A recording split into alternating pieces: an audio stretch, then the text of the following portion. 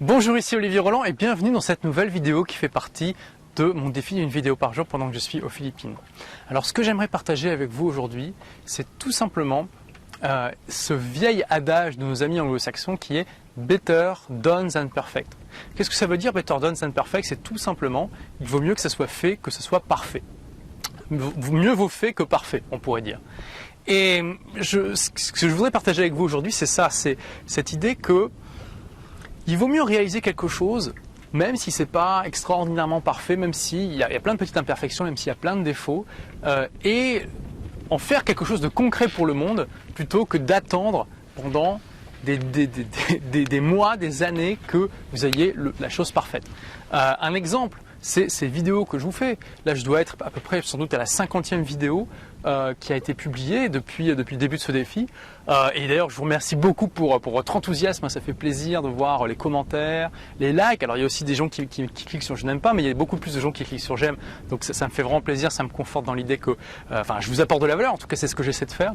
Et pourtant, elles sont loin d'être parfaites. Voilà, il y a des vidéos où on entend le vent. Il y a des vidéos où il n'y a pas une lumière extraordinaire, c'est le cas ici. Alors malheureusement, on est dans un spot extraordinaire, mais le moment où je viens pour faire la vidéo, il y a le soleil qui est caché derrière les nuages, du coup je suis un petit peu sombre, c'est la vie, c'est comme ça. Après je ne vais pas non plus revenir ici pendant 4 jours juste pour avoir la bonne lumière. Donc c'est ce que je voudrais partager avec vous aujourd'hui. Cette idée que on peut réaliser des choses intéressantes, on peut apporter de la valeur au monde, on peut apporter de la valeur à nous-mêmes sans pour autant que ce qu'on fait soit parfait. Et c'est quelque chose d'important parce que j'ai remarqué qu'il y a, chez certaines personnes, on est tous touchés par la procrastination. Le fait qu'on reporte toujours au lendemain, ce qui est important pour nous. Et une des choses qui fait que les gens procrastinent, que nous procrastinons, c'est parfois, et même c'est quasiment que ça chez certaines personnes, c'est on pêche par excès de perfectionnisme. On veut que ce soit quelque chose de parfait, on veut qu'il y ait le cadrage parfait, le son parfait, l'intonation parfaite, et du coup, on peut passer un temps infini avant de publier quelque chose. Enfin, publier, je parle de contenu, mais ça vaut pour tout. Ça vaut pour des produits d'entreprise, ça vaut pour une entreprise, ça vaut pour un livre, ça vaut pour des tas de choses. Et il y a beaucoup de gens qui finalement se tombent dans ce piège-là, sont toujours là à perfectionner quelque chose. Ils travaillent chez eux et au final, au bout de quelques mois, quelques années, ils ont quelque chose qui est parfait dans leur chambre. Mais malheureusement, il y a un concurrent ou un compétiteur qui a créé quelque chose de moins parfait, mais qui l'a sorti sur le marché, qui l'a sorti, qui l'a publié pour faire en sorte que le monde puisse en profiter. Et bam, c'est ça qui a cartonné, c'est ça qui fait que c'est ça que les gens s'arrachent. Et pendant ce temps-là, la pauvre personne qui s'échine à faire quelque chose de parfait, finalement se rend compte qu'il est trop tard et que, elle aurait mieux fait de le publier avant ou de le sortir avant. Alors évidemment, même si quelqu'un déjà a sorti un produit en premier, rien ne vous empêche d'en sortir un équivalent en deuxième, surtout s'il est meilleur. Mais il faut, je pense, plutôt que d'avoir cette vision du perfectionnisme, il faut remplacer le perfectionnisme par l'amélioration petit pas par petit pas. C'est ce que les Japonais appellent Kaizen.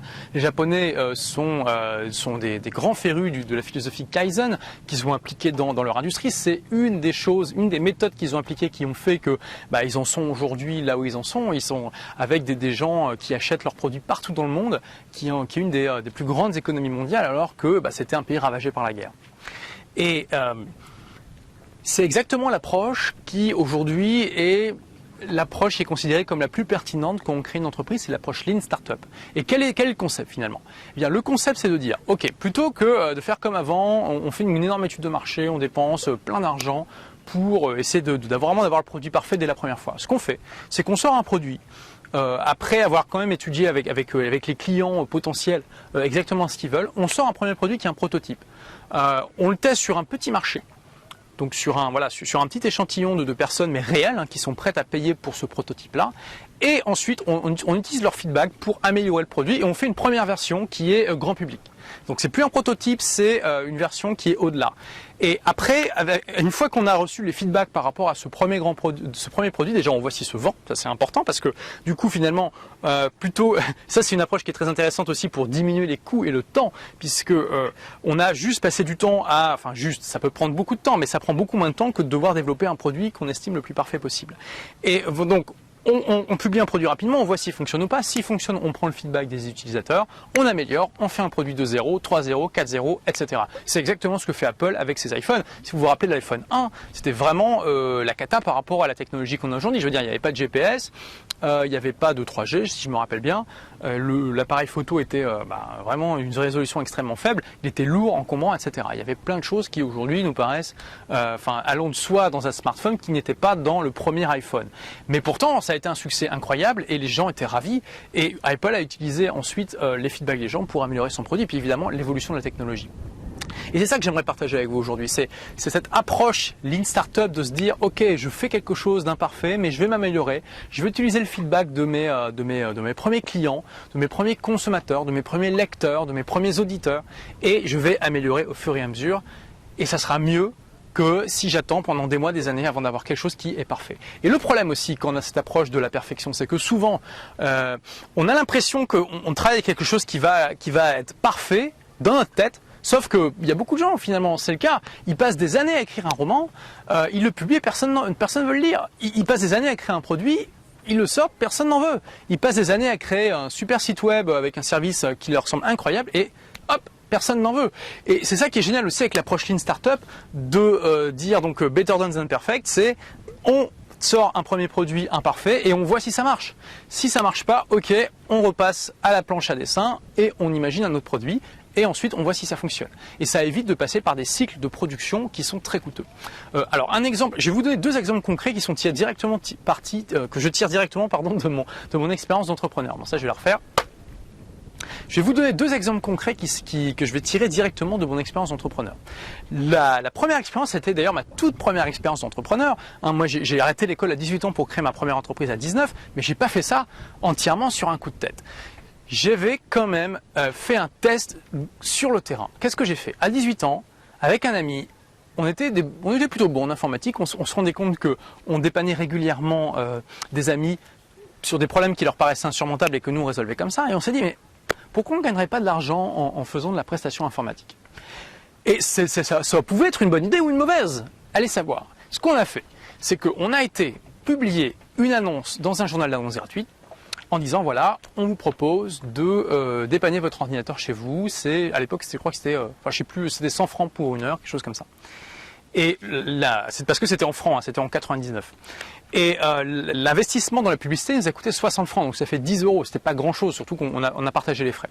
Et au bout d'un mois, on a généré 5000 francs de chiffre d'affaires. Waouh! Je veux dire, c'était une preuve concrète que notre concept était bon. Et ça nous a demandé un investissement en temps dérisoire, en argent dérisoire, et on était sûr qu'il y avait un marché pour ça. C'est ça, c'est grâce à ce test que j'ai eu suffisamment confiance dans ce projet et en moi pour dire ok, j'arrête l'école à 18 ans avant même d'avoir le bac et je crée mon entreprise. Bon, mon ami, lui, a décidé de continuer ses études et je lui ai dit ok, je continue moi à créer l'entreprise. Et si j'avais pas fait ce test, j'aurais jamais sans doute eu la confiance nécessaire pour me lancer dans un projet comme ça.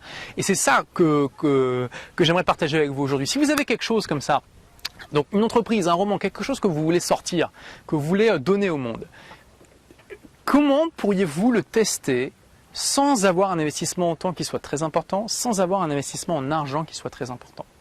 Alors, un exemple. Après, je vous donnerai mon deuxième exemple qui est tiré de ma vie concrète, mais un exemple simple. Pour écrire un roman, aujourd'hui, j'ai déjà interviewé deux auteurs qui ont la démarche suivante.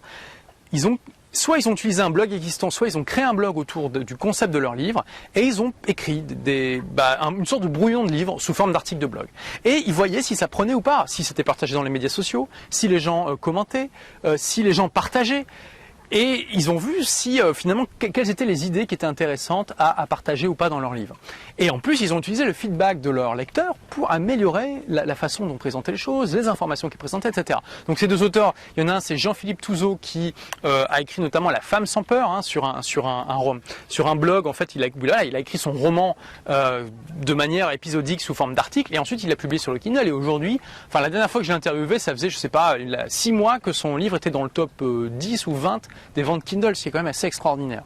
Et la deuxième, c'est Christine ou Lewicki qui a écrit le best-seller J'arrête de râler. Mais il faut savoir que voilà, il s'est vendu à 100 000 exemplaires en France quand même. Et elle a démarré à la base son livre sous forme d'un blog J'arrête de râler avec des tas d'articles. Elle me disait dans une interview que j'ai fait d'elle qu'elle a récupéré, je sais plus, peut-être les 50% de son livre vient directement du blog. Donc voilà quelque chose que vous pouvez faire. Si vous avez une idée de roman ou de livre de non-fiction, eh ben, créez un blog, essayez d'attirer une communauté autour de ça, essayez de la faire vivre, essayez de voir si ça intéresse les gens ou pas. Et donc le deuxième exemple concret qui est tiré de mon expérience personnelle, c'est tout simplement donc comment créer des produits d'information. Donc aujourd'hui, l'essentiel de mes revenus viennent de formations en ligne que je vends. Et je vais vous dire quelque chose, bon c'est pas vraiment un secret parce que j'en ai déjà parlé plusieurs fois, mais à chaque fois que j'ai lancé ces formations en ligne, c'est-à-dire que j'ai fait un gros lancement, j'avais créé peut-être 10% de la formation en tout et pour tout. Et le principe est simple. Et avant même de faire un gros lancement, j'ai utilisé des webinars, donc des séminaires en ligne pour valider si le concept allait intéresser ou pas. Donc, quelle est l'idée là-dedans? C'est je fais un sondage auprès de mes lecteurs pour dire voilà comment je pourrais vous aider davantage. Voilà, je décortique les réponses, je me dis ok, il faut que je les aide sur ce point-là, ce point-là, ce point-là. Donc je vais créer une formation en ligne pour adresser ces points-là. Et donc je fais le plan, je fais une présentation et je fais un webinar. Et à ce moment-là, le webinar, ça va me prendre, peut-être à tout casser, une demi-journée, une journée à préparer. Ensuite, le webinar, il va durer 2 ou 3 heures. Je vais avoir quelques centaines de personnes. J'utilise leur feedback en direct et je vais voir surtout si ça se vend à la fin. Et je suis même pas obligé d'avoir créé ma formation à ce moment-là. Parce que je leur dis voilà, c'est en précommande. Je l'ai pas encore créé, mais voilà, vous aurez accès au premier cours dans 1 semaine, dans 2 semaines. C'est en précommande, du coup, vous avez le droit à un prix promotionnel intéressant. Et voilà, achetez si ça vous intéresse. Et là, c'est génial parce que si personne n'achète le produit, vous le créez pas. Ou s'il y a 2 personnes qui achètent le produit alors que vous attendiez 20 ventes, vous remboursez les 2 personnes et vous passez à autre chose. Et si ça fonctionne, vous le faites. Et après, vous commencez à le faire, vous faites un lancement dans la foulée. Pareil, si votre lancement c'est un flop, à la limite, si vous avez créé que 10%, vous pouvez arrêter et rembourser les clients existants, ou vous continuez. Et si vous avez fait un super succès, vous créez le produit à fond. Voilà, donc c'est cette approche que je voulais partager avec vous aujourd'hui. Donc plutôt que de pécher par perfectionnisme, posez-vous la question, comment je pourrais tester mon idée de manière concrète, réelle sur le terrain, sans investir trop d'argent et trop d'énergie, trop de temps. Voilà, c'est ce que je voulais partager avec vous aujourd'hui. Merci d'avoir regardé cette vidéo. Donc comme d'habitude, pour suivre les prochaines, il vous suffit de cliquer sur le petit bouton qui se trouve en haut à droite de votre vidéo. Comme d'habitude aussi, j'ai besoin de votre feedback, donc cliquez sur j'aime juste en dessous de cette vidéo si vous avez aimé, cliquez sur je n'aime pas si vous n'avez pas aimé. Merci d'avoir regardé cette vidéo et à demain pour la prochaine. Au revoir.